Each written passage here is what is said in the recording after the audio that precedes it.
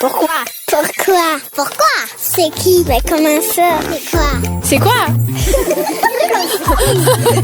C'est juste drôle. Et comment ça? Mais comment ça? C'est qui?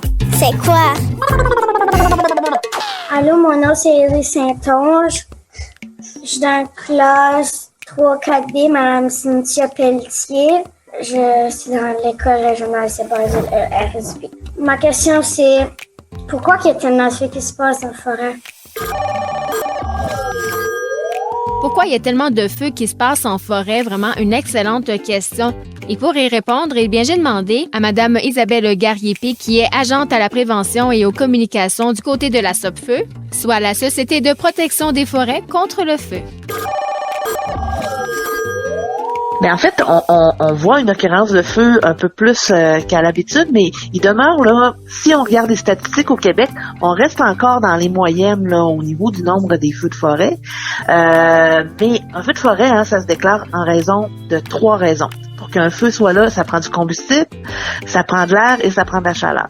Fait que quand la température monte, quand c'est un peu plus chaud, quand notre combustible est un peu plus sec ou que la température nous amène du vent pour amener de l'air un peu plus pour le feu, ben là, ça peut faire éclore un feu de forêt. Et donc, on a une occurrence de feu qui peut être amenée en raison de ces 3 points-là. L'autre raison, là, pourquoi qu'on a des feux de forêt qui apparaissent, ben c'est souvent l'humain, malheureusement.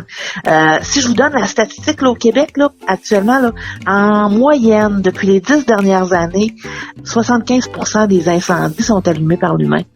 Puis c'est dur à comprendre hein, parce qu'on penserait que la foudre en allume plus. Mais en fait, la foudre en allume moins, mais il va faire des feux de forêt de plus grande envergure parce qu'elle nous avertira pas avant qu'on aille les combattre. Mais les feux de forêt causés par l'humain, ben ça peut être un feu de camp. Ça peut être un feu de camp qui est juste mal éteint, hein, qu'on croit qu'il est encore bien éteint, mais on a oublié de l'arroser, on a oublié de lui donner du sable puis s'assurer là, qu'il reste plus de chaleur dessus. Ça peut être la cigarette en forêt, ça peut être même le VTT en forêt. Ça peut être plein de petites choses comme ça qui peuvent justement allumer un feu de forêt, puis c'est encore malheureusement 75% de nos incendies qui sont allumés par l'humain. Mais